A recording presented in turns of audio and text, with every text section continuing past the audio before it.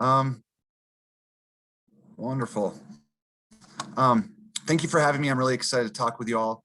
Again, if you could please, in the chat area, just let Sheree and I know just sort of where you're from and maybe what your experience level is with drip irrigation. And if you're, maybe just an interested homeowner, a irrigation professional, just to try to give Sheree and myself a little bit of context to this presentation, and I can hopefully try to get you the information that you need. Just a little bit more background on myself.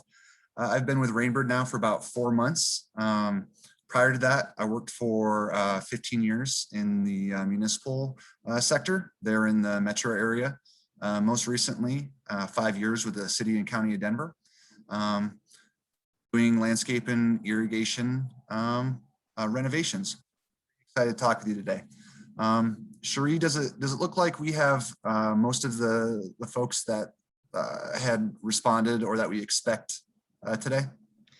It looks like we might just be missing 2, which is probably pretty close to everyone. So we can go ahead and okay. Wonderful. We'll go ahead and get started. And as folks enter into information into the chat, Sheree, if you could just maybe interject and let me know sort of where they're coming from and sort of how they fit into sort of the irrigation industry, that would be wonderful. So I've introduced myself. You'll see me there in the middle of the screen, Drew Barber. I've got my contact information. Again, I'm the public agency and area specifications manager for the Rockies. So Colorado, Wyoming, and Montana. So I work directly with public agencies, so cities, county, state, and then I work with designers and landscape architects hand in hand, really trying to help create water efficient irrigation systems. There's a local team. So again, depending on where you sort of fit in the irrigation world, I've got Paul Reed. He works directly with distribution. So sort of helping make sure that stuff is there for you to be able to find it and get it, or your contractors to get it and install it. And then you have Eric Yeager and Jared Scott. They split the region, but they work directly hand in hand with contractors. So really supporting that in the field installation, troubleshooting, really just however they can support them. That's their goal.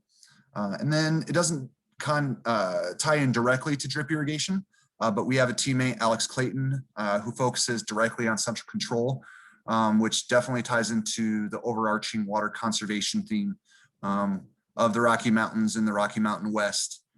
He's a huge part to the team, really helping folks conserve water, utilizing smart irrigation systems. Today, there are 3 main outcomes that I want to make sure and hope that you get from this presentation and the information that's shared.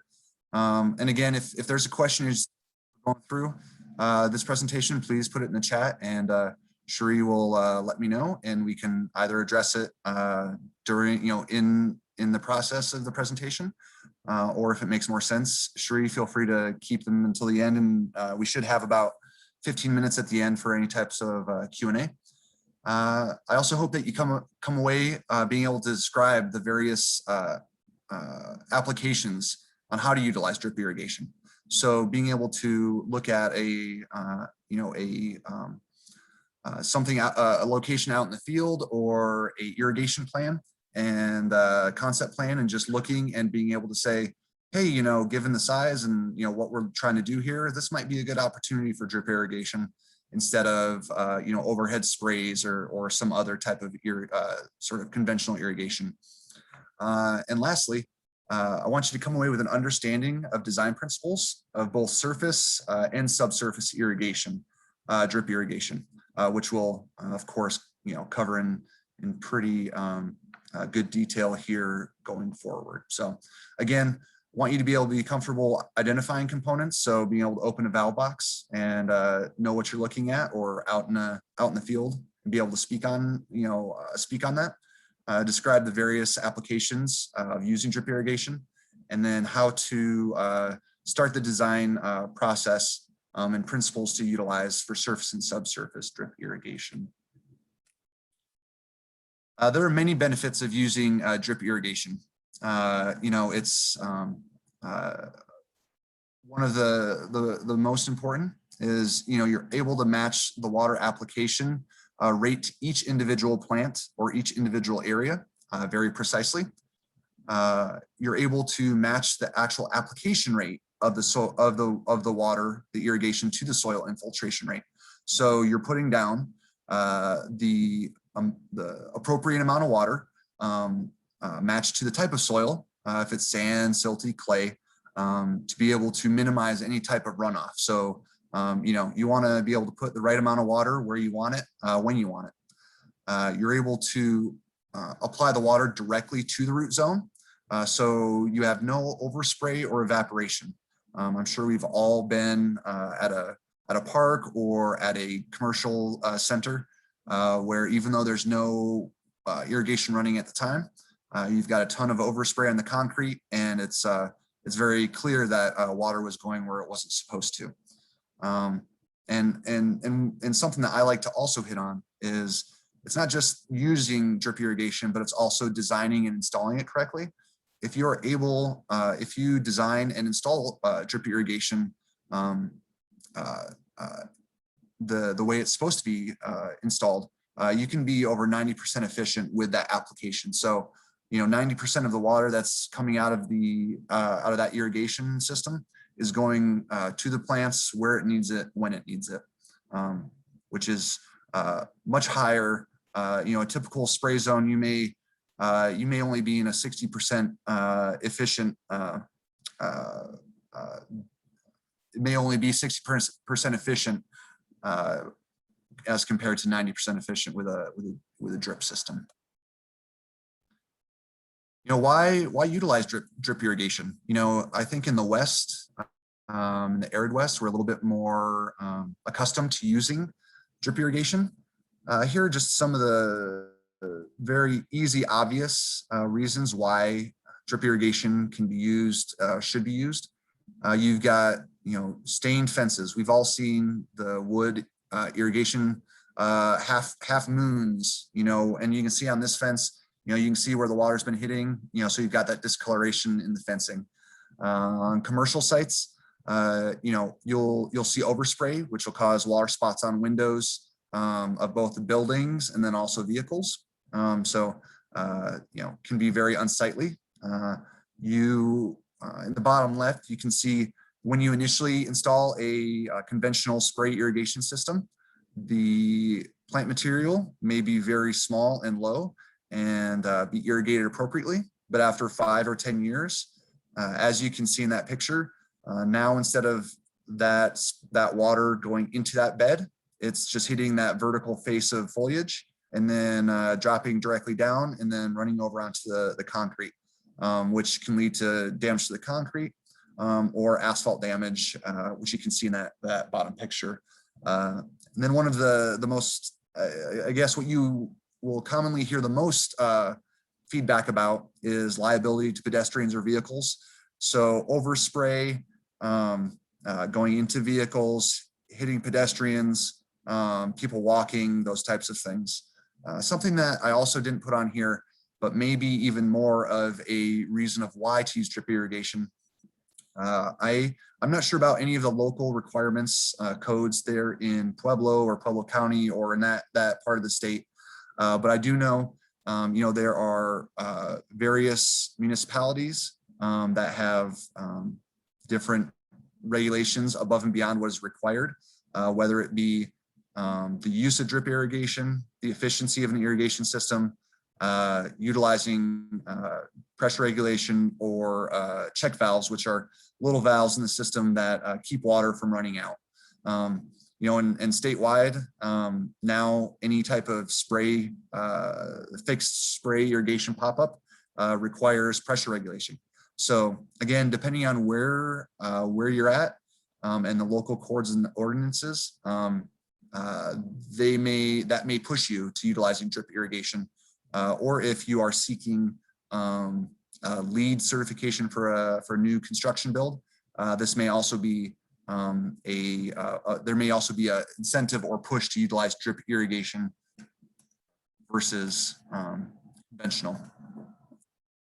These two pictures side by side really show the benefit of going from a conventional spray irrigation system over to on the right hand side a renovated drip irrigation system, whether that be subsurface or on surface. You can see only after 2 minutes of operation you've got a lot of overspray on this left picture, which you're not just hitting the plant material, you're hitting the support columns, the foundation, the sidewalk. So you're introducing a lot of liability both to the structure, but also the sidewalk could very easily be slippery, and depending on your role, could be some liability to yourself. And then also sort of the overarching obvious sort of, as you look at these pictures, is just the water conservation. The water is going where it is intended to go and not onto hard surfaces or onto buildings. You've heard me speak a little bit about the drip irrigation versus conventional irrigation. What I mean by that, there are some key differences. With drip irrigation or micro irrigation, which we'll also talk about, the flow rates, instead of being listed as gallons per minute, are gallons per hour. What this means is that there's less water coming out, in a given amount of time. So that helps to reduce the amount of erosion and runoff. But from a design standpoint, it also allows you, because of those lower flow rates, you are able to have more of these drip emission devices per valve, which can lower both design costs, but also can help with maintenance down the road. Another key difference is the operating pressure for drip irrigation systems are typically between 15 and 50 PSI, which, compared to a large rotor, which might operate at 80 to 90 PSI. It's very important to note and understand, and we'll talk about it here shortly, is the need for pressure regulation for these drip irrigation systems. As you can imagine, with these different devices, the holes that allow water to come out of these devices are very small.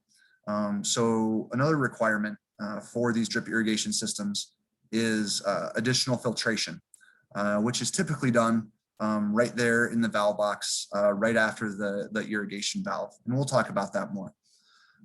You can also, something that is similar between conventional and drip, is that both PVC, which is what you would think of as white or gray, that rigid pipe, or the black polyethylene tubing, which is a lot of times called poly, but it's what you see in big rolls or small rolls at Home Depot or at a distributor. Those are, can be used between both conventional and drip irrigation for the most part, depending on the size.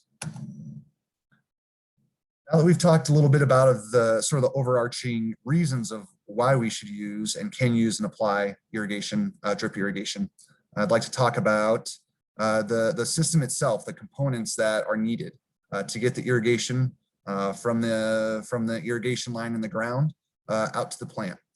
We're going to sort of work from the irrigation, sort of from the beginning to the end of the system. We're going to start talking about the control zone components, which, as you can see, are a combination of valve, filter, and in this picture, a pressure regulator as well. In the middle, you'll see then it goes to distribution components, which would be that black polyethylene or the white PVC rigid pipe.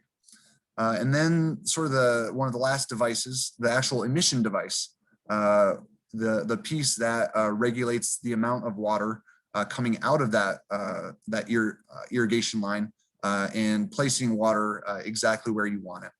And of course, with these specialized types of systems and components, there are specialized tools that you can utilize to be able to make installation or maintenance easier.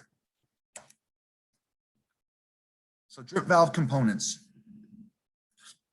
On the left, you'll see what's called a drip zone kit. Rainbird puts them out,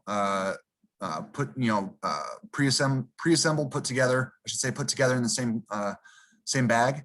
And it incorporates 3 components. On the right, it shows those broken down individually. You've got the valve, which especially for residential or smaller, lower flow zones may require or benefit from a low flow design valve.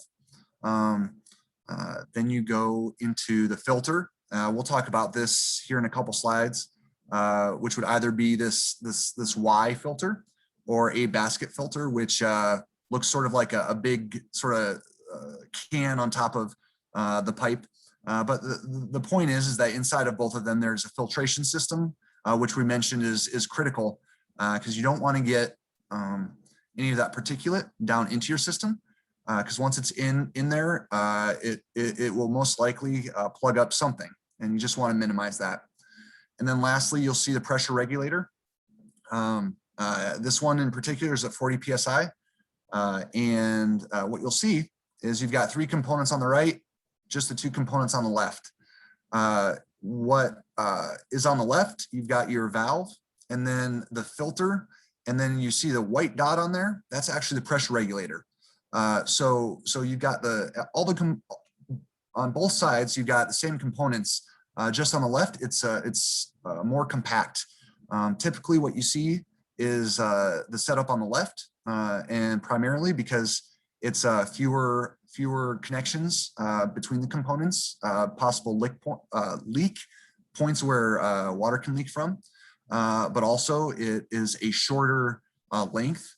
So you can utilize smaller valve boxes, whether that be 1 valve in each box, or sometimes you can have multiple valves in the same box. So again, that's sort of a design choice, but typically what you'll see is that left side with the 3 components down into 2, sort of combined.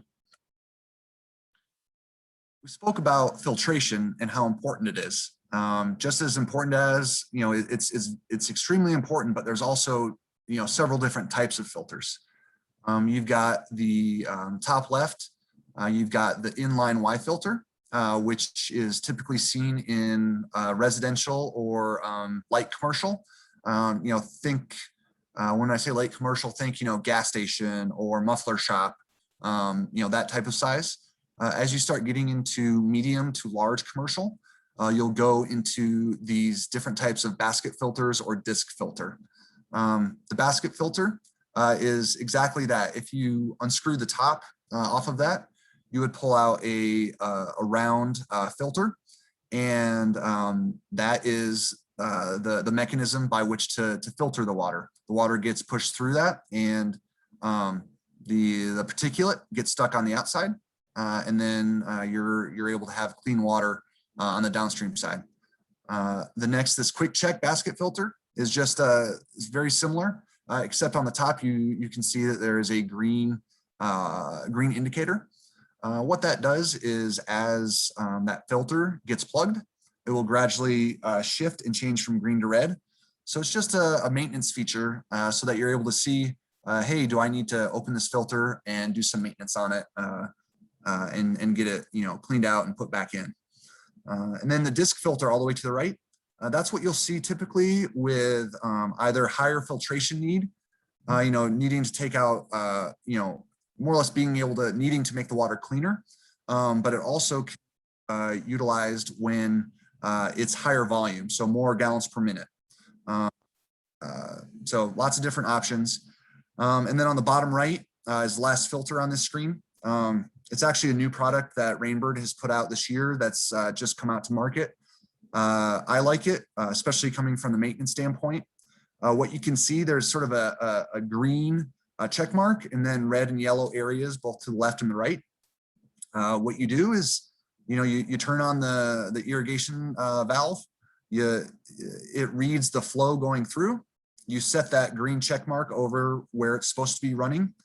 And as you are doing your maintenance checks, whether it's every month, every 2 months, seasonally, you can just open up, take a look. And if that needle is in the yellow or red, you know whether, hey, we have an issue with a filter or possibly a break further down in the irrigation system.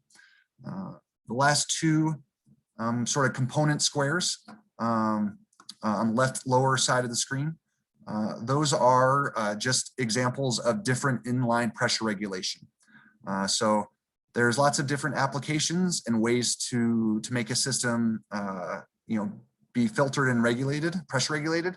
And these are just sort of the different combinations that can be utilized. But again, these filters, the Y filter and the various basket filters that have the white dot, that's the actual pressure regulation component. So it's critical, again, filtration, pressure regulation for these drip zone systems. We did have one quick question, Drew. Do you need to clean the inline Y filter was the question? Yes. So what you would do, it's sort of hard to see here, but that the top half of the Y filter, the inline Y filter that you see the top left, just unscrews from the bottom piece, and inside there is a round, a tall, thin cylinder of wire mesh. You pull it out. When I was doing this, I would either utilize a sprinkler or take it back to the shop where there was some pressurized water, or I could even do it in a bucket and just sort of shake, wash the filter out in the bucket and toss it back in. So does that answer? I think that answers the question. But yes, you're able to access it, clean it out, and then toss it right back in. One of the issues that you can run into, especially with your existing systems, is sort of goes back to that picture that we showed. Hey, we've got this system where it's pop-up sprays, water's going where it's not supposed to, and we want to convert it to drip. This is a retrofit kit. Allows you to pretty much remove the internal mechanisms, typical spray head, and connect it to a drip system that you retrofit in. And this slide just sort of shows you how easy it is. You remove one of the spray heads, so that those internal parts. You slide in the filter and the retrofit kit. You tighten it on, and you connect the tubing, and run that tubing however you need to run it. And then you just utilize caps, these caps right here. And now you've just, retrofitted a very inefficient spray irrigation zone to a drip irrigation system. So it can be a very good option, especially if, because of plant material or budget, you are not able to, put new things in the ground. If you're having to truly retrofit with what you have on hand, for those reasons. So we've talked about components. We talked about sort of some of the principles behind, why we use drip irrigation. Now I want to talk a little bit more about the different types of applications of drip and how and when we use them. The first application we'll look at is, what you would call sparse planting. So, an area that's planted with material 3 to 5 feet apart. You can see this in medians. You can see it in narrow planting beds in commercial areas, shopping malls, those types of things. High traffic areas, maybe on a campus of some sort. You can also see this on slopes, landscaped slopes. This is a situation where you would use what is called point source, which we'll go into further, but it's where you are putting the water. You're choosing where that water is coming from out of the irrigation line and placing it directly on the plant that you want to receive it. And that can be done through single or multi-port emitters. or what are called pressure compensating modules or bubblers. Again, this next slide, we will go over those different types of emission devices. But again, sparse plantings, you typically want to utilize point source drip irrigation. Here's an example or examples of point source emission devices. On the left-hand side are single outlet emitters. So each, you only have one outlet, per device. Typically what you see in the top row is what you most typically see in the Colorado Rocky Mountain region. And they come in 0.5, 1, and 2 gallon per hour emitters. And then as you go further down, you get into higher water rates, up to around 15 to 20 gallons per hour. These might be utilized for trees or an application, possibly where you need to get a lot of water, a higher amount of water down more quickly. And then on the bottom, what you'll see, and we'll talk about a little bit further, they're just called bubblers. They're pressure compensating, and they do just what they're called. They're bubblers. You'll see this type of, when you have this type of device, you'll see water running down and bubbling out, just like it's called. On the right-hand side, you've got what are called multiple outlet emitters. And we'll see the application for these on the next slide. But this, what this allows you to do is, you've got one location where you are, you're connecting to the irrigation in one spot, but you've got multiple outlets to be able to irrigate multiple plants. Because you can have a very sparse planting, but with pockets of multiple plants next to each other. And this can be a good option to that situation. Sparse plantings, but having pockets of more densely planted material. This is commonly referred to as spaghetti tubing. It's the actual distribution tubing that takes irrigation water from the distribution pipe, so that rigid PVC or flexible poly pipe, and would connect to a fitting and would allow you to get the water directly where you want it in the plant's root zone. And as you can see, if you're utilizing this type of distribution tubing, if you get it in just the cellophane wrap, you want to make sure that you keep track of that end as you're using it. Once you're done, I typically would tape it to the outside, because if you lose that end piece and it gets in there, you end up with what you see on the bottom right. And that's why sometimes I suggest utilizing a bucket. And that's the reason behind this, is that you're able to cut it, it holds it in place so you don't end up with a rat's nest. So we've talked about sort of the very general application of point source. Now I just want to talk a little bit about the actual emitters that are utilized. We talked briefly on one of the last slides. These devices typically come in 0.5, 1, and 2 gallon per hour emitters. And these emitters in particular are also a new product this year for Rainbird. They also have a built-in check valve, meaning once that irrigation system turns off, that check valve functions in a way to it will not allow water to exit or drain out of that irrigation system from a low point. In fact, it can actually, each one of these little emitters, size of maybe a dime, those check valves are actually able to hold back 10 feet of water. So if you were to put that emitter on the bottom of a 10-foot column of water, you would not see water coming out of that, which can be a really great application if you've got elevation changes in your irrigation system.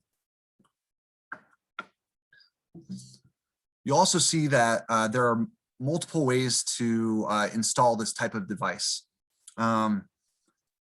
which I may have mentioned, but if you look at these emitters on the left-hand side, you've got a barb. So that is designed to be able to pierce the supply piping. Option number one, and we'll talk about this a little bit later. You can utilize this if you are using drip tape, which is just tubing that has pre-installed emitters, but you have a plant somewhere where you really need to get water to and just doesn't quite fit the design. You're able to utilize one of these emitters, push it right in, and put the water where you need it. And then these next two options, 2 and 3, are sort of more typical of what you would see, where you utilize a barbed fitting to pierce directly into the supply line. And then you've got a stake and then a emitter or bug cap visible where the water is actually coming out of that you can see.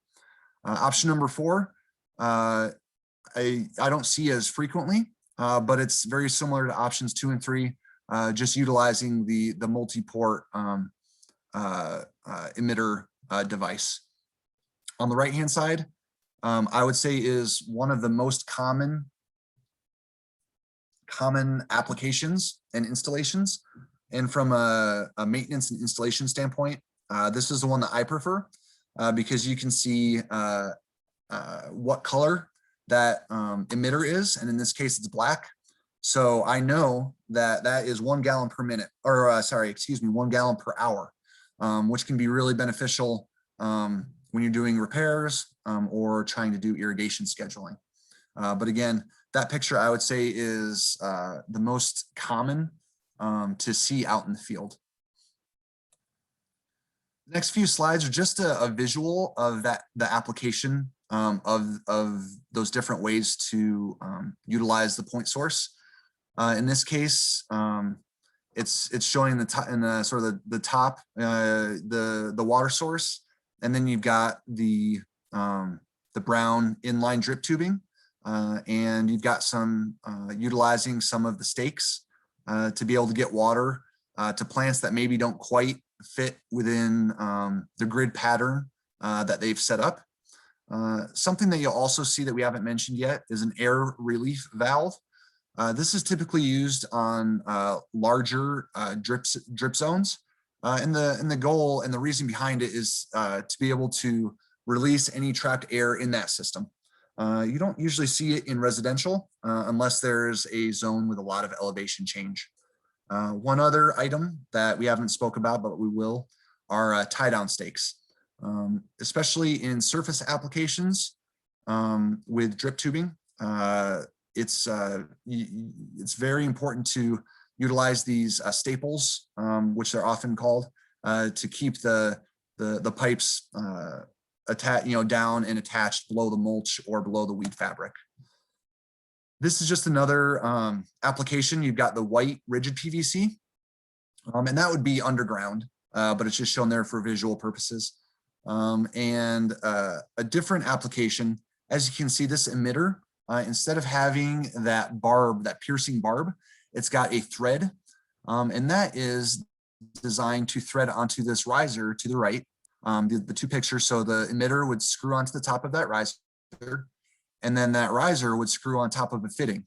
I've seen this used with plant material where they don't want to have to dig around to see if water is coming out. So think sharp, pokey, possibly lots of bees, or in areas where there's animals, critters that you don't want to possibly get stung or bitten by. I've seen this utilized because it allows you to visually see right there, each emitter, is it running or is it not? Not super common in the Rocky Mountain region, but I could see it being very beneficial if you're in an area where there may be some of those animals or plant material that you just don't want to get stuck by. Here's that final application of that multiple outlet device. You can see how, in this picture, for visual purposes, they show the plants a little bit farther apart. I would want to note that, when I have seen these emission devices used successfully, the plant material is much closer. And the reason I say, that's the application that I've seen them be most successful is that, this spaghetti tubing, this 1/4 inch tubing, you can imagine if this plant, the far plant to the left on this drawing, if that line, that 1/4 inch tube is 5 or 6 feet, it's very likely that that's going to get tripped on or cut or, work its way to the top of the mulch. So this is definitely more for a visual of how that can be utilized. But I would say in practice, utilizing this in denser plantings would be the most appropriate. Sheree, are there any questions in the chat room? Nope, none so far. Okay, wonderful. Something we talked about very briefly, but now we're going to talk about a little bit more in detail and in depth. Along with drip irrigation, there are micro bubblers and micro sprays. So again, low emission devices. So measured in gallons per hour and not gallons per minute. And there are some pretty specific applications that these are typically used in. They're typically used in annual beds or other ornamental plantings. As you can see, the adjustable umbrella bubbler and the adjustable stream pattern bubblers are very small radius. So you're really looking at, I've seen these used successfully in very small planted beds, annual beds, display beds, or even in display pots, big planters. I've seen them used very successfully. With the adjustable micro sprays, these a lot of times will again be used on annual display beds, but I've also seen them in some settings be used successfully with trees or shrub beds. But again, usually the application would be that annual display bed. Last but not least, you've got this threaded drip bubbler we talked about earlier. It's called a bubbler because it bubbles out water. It comes in different flow rates. And I've seen this used most successfully with trees, and specifically in trees that have a restricted soil volume. So when you have urban trees that are planted inside of concrete vaults in concrete pits, I've seen these used very successfully in that application there. And then also in native trees or trees planted in native areas. So green belts, open space areas can be a very good option to get the water only to the tree, not to the surrounding grass and plant material. You've got applications, you've got dense plantings where you can start to utilize, if you're needing coverage in these dense areas, this is where you sort of start to look at inline drip or micro sprays. That's where you need that 100% coverage because if you have dry spots, you have dead plant material. You hear me speak about it, but you haven't seen it yet. So here you see a big roll of drip line or drip tubing. In that roll, you see those black sort of dash marks. Those are the built-in emitters. So they are spaced at a specified distance, 12, 18, or 24 inches. And then they can be in various flow rates. That flow rate varies by manufacturer. But you can see in this picture, and we'll talk about it a little bit in the next few slides. What you're seeing is a subsurface irrigation system that will get topsoil and then sod put on top of it, and that will be a lawn. That's very common in especially the California market because of those local and state water restrictions. We did have one question come in. Can you convert spray heads to drip on the same line? So the challenge there is that they have very different precipitation rates. So again, you're talking drip, you've got gallons per hour, and then spray is gallons per minute. So you typically, the best practice would not be to mix those. Have I seen that done? Yes, but it is not the proper way to do it. And the reason why is those different precipitation rates. You end up either really overwatering most of the material, or underwatering, some of the material. So it's not a standard practice, but I have seen it done. But ideally, you've got that separated out, and you're not mixing those types of devices. Here are some of the common types of fittings to put together inline drip systems.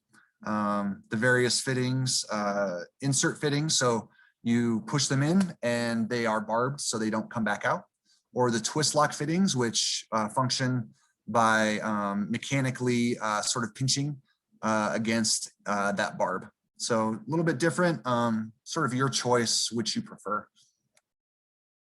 Applications for on-surface drip, inline drip would be street medians, hotels or resorts where you've got fairly dense plantings with lots of plant material, or in planter beds. Again, very dense, but you're able to get 100% coverage. Something that's very popular in the Rocky Mountain region is utilizing these for raised vegetable gardens. So they toss them in there, and then they're flexible. You just sort of flop them out when you need to cultivate, weed if you need to, replant. Provides a lot of flexibility, but this is a pretty common application that I've seen both residentially and sort of municipally and in community gardens. So we've talked about on-surface irrigation, whether it's point source or inline. You can also do subsurface inline irrigation. The big challenge and the thing that you have to note and make sure that you're utilizing the right product is making sure that you're not getting root intrusion in through those emitters. Rainbird uses copper to stop that intrusion.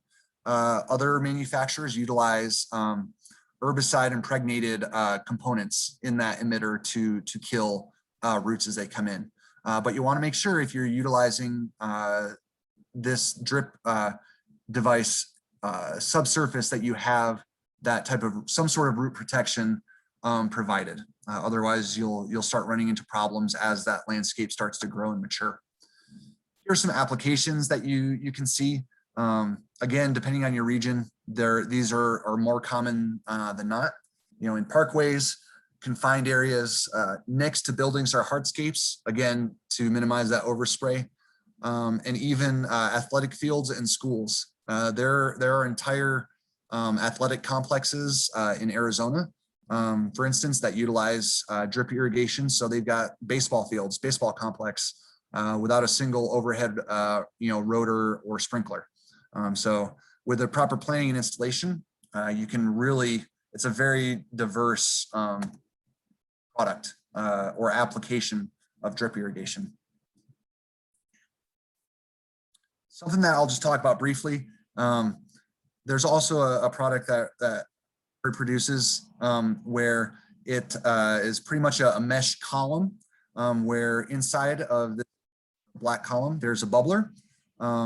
And it can be a really good option especially for trees or shrubs. But I most commonly see it for trees planted both in native areas, but also in bluegrass areas, because it allows you, again, if there are watering restrictions, typically with drip irrigation, they don't apply. The watering restrictions, you're able to still water. So some municipalities even put these zones in and don't use them. They have them there just as a fail-safe in the event that there is a drought and severe watering restrictions. So a little bit different application product, but can really be beneficial. We're going to just briefly go over layout and generally speaking, These are some of the primary layout designs. The focus again is making sure that it's installed consistently, so consistent depth, consistent spacing, but also making sure as you are making larger and larger irrigation zones, you'll have to start spending more and more, paying more and more attention to the length, because there is friction loss. So you can have so much tubing that by the end your pressures just don't allow for the emission devices to function properly. But those are all all that information can be found on details within different manufacturers' catalogs specific to that design. This is just sort of driving home that point. Depending on how you have your drip irrigation installed, you really need to start being aware of the longest run that distance that a irrigation will have to go in between the supply header, which would be coming from the irrigation valve, through into the flush header, which would be going into a manual or automatic flush device. Again, on this just sort of shows a application installation. One of the components we haven't talked about yet in the top right is just an indicator device. This is a device that's just installed into that irrigation line. And when the water is on, it pops up. And when it's off, it goes down. So for these subsurface irrigation applications, if that's up when it's running, great. If it's not, you have some more investigation to do, possibly into a plugged filter or a closed valve. Trees can be challenging. So, there's different design recommended, acceptable, and not recommended. And really the thought behind this is long-term growth or replacement of the trees. On the left, that's the easiest to be able to repair or move out of the way prior to removal. And then on the right side, the worst, where if you pull that tree out, you're going to be pulling out and damaging pretty much every lateral irrigation line in that island. So left best, right not recommended. More visuals of just how those systems would be laid out. You can see on the bottom left, not recommended. And the reason for that is not the possible coverage. It is, again, for that maximum length and distance that water can go before starting to lose pressure because of the friction. So that's why that top left is recommended versus the bottom left. And on the right, you can see that application of effectively connecting those branches. We touched on it briefly with a point source, but the inline drip also has the ability and has check valves. So again, it's able to hold back 10 feet worth of water pressure. So again, if you're designing or installing, it's critical to make sure that there are check valves in your emitters and may even be required by your municipality or water district. A very general design and installation item just to be aware of. If you're on a slope, you need to break up that irrigation zone because of the elevation change creates pressure variations within those irrigation zones. So typically the top 2/3 are on one and the bottom third is on another. Sand, the soil composition is something that needs to be taken into account, especially for subsurface, because you have to get that coverage. Otherwise you will end up with dry spots. And below is a sort of a recommended emitter and spacing for those. Again, the key to subsurface is appropriate design and installation. It can be designed really well, but if it's installed poorly, you're going to have problems that are very hard to correct in this subsurface setting.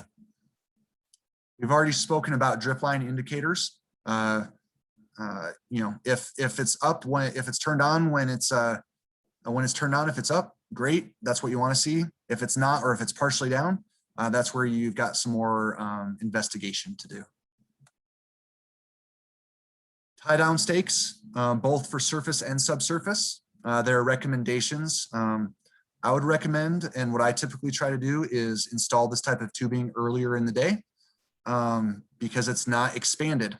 And when I do install it, I try to have some slack in the line, obviously not a lot of big deviation, but enough that that can sort of buffer expansion and contraction of that material.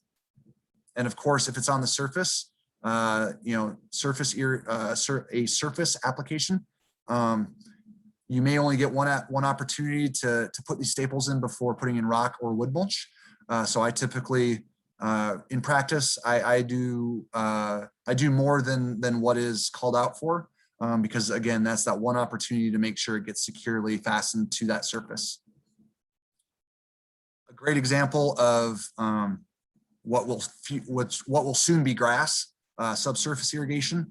This is, I believe, from I can't remember who it was. It's from California, but a great example of proper installation.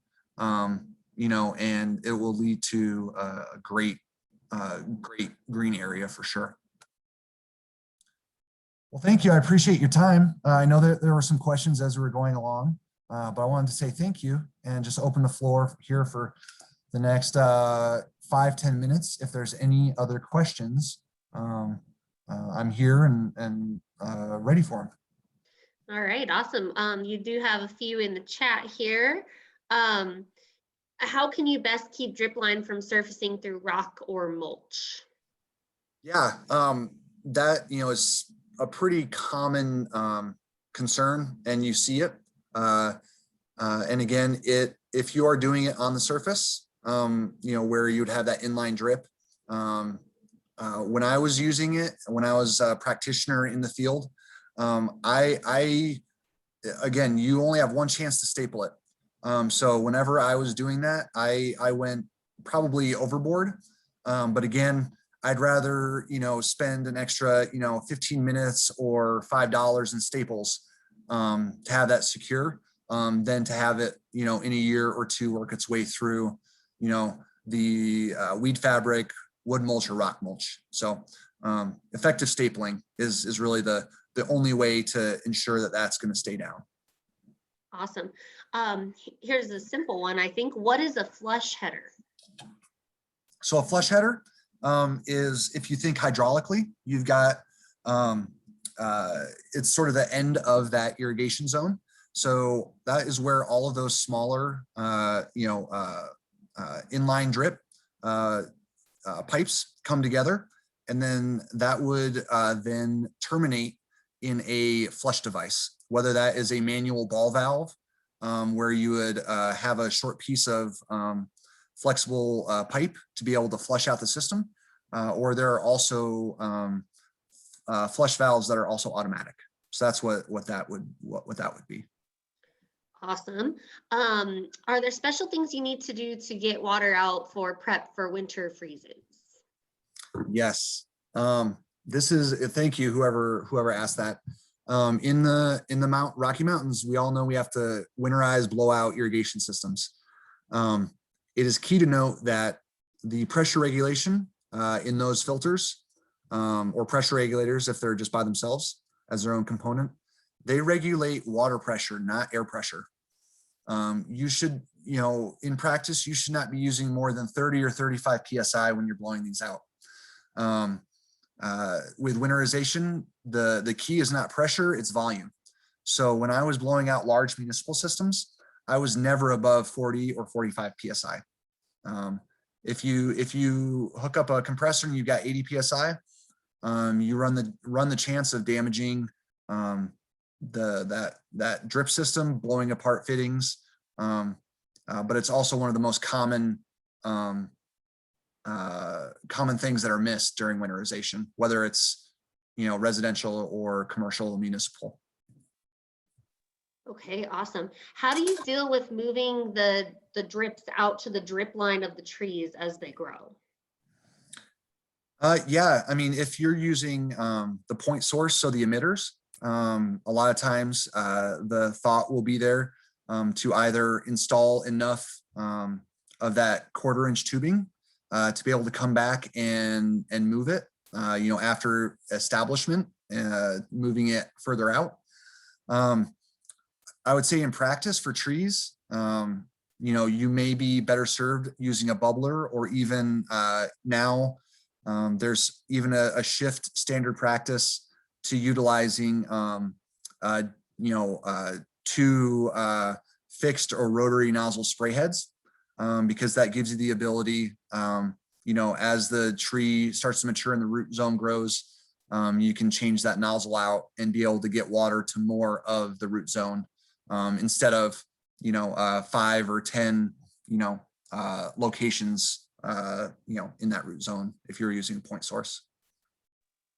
All right, awesome. We got a few more for you here. How compatible are drip lines with stop and waste draining systems? Can a slope in a landscape cause a problem? Yes, it can. And that's, we talked about that briefly with effectively breaking out and sort of sectioning off those drip zones.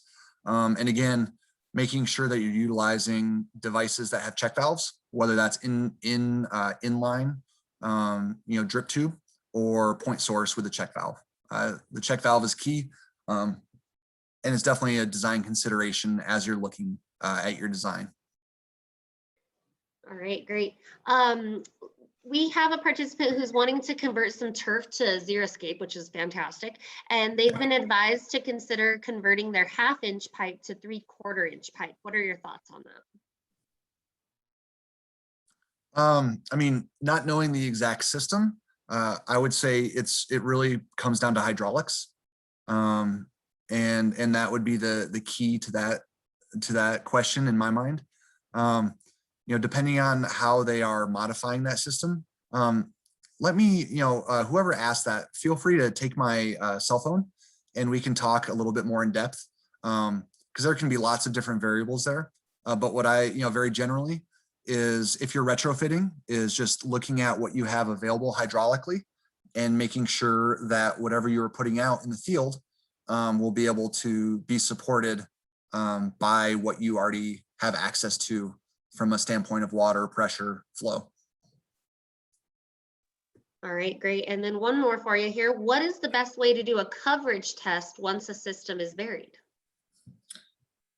What you'll see, let me see if I'm going to go back here because I believe, so you can see just a little bit in this bottom picture. You can see the dark circles. This system was probably just turned on. So what they're doing here is they've turned it, they've installed it, they've flushed it, and they will be turning this on. And this is likely a coverage test. So as this continued to flow, you would start to see these dots where the emitters are at expand, and then overlap. I would, from my experience, I have not had experience in turf settings, but in my experience with utilizing surface, this type of inline for in medians is, I went with a shorter distance in between the emitters, and then I also tightened up the distance in between the rows. So instead of doing 18 inches in between the rows, I might have done 12, and just made sure that I scheduled my irrigation appropriately. Because again, and I think where they're getting with the question, the worst thing would be to cover this, and then all of a sudden, you've got consistently dry or dead spots. So great question. All right, and that actually did it in perfect timing. It's 11. Except the other question, which is for me, yes, all registered participants are going to get a link to the recording that will be active for 30 days. So watch for an email from me in the very near future. And just some clarification on that last question on the coverage test. This is several years past installation, and there is no as built. Yeah, that would be, yeah, definitely give me a call or email me, and we can talk about that. Cool. Awesome. Thank you so much, Drew. That was a great presentation. I've definitely learned a thing or two myself, and we're getting some good feedback in the chat. So we really appreciate it. And Wonderful. thank you to everybody for joining us today. Thank you, everybody. I enjoyed it. Have a good rest of your week. Great. Have a great day. Thank you.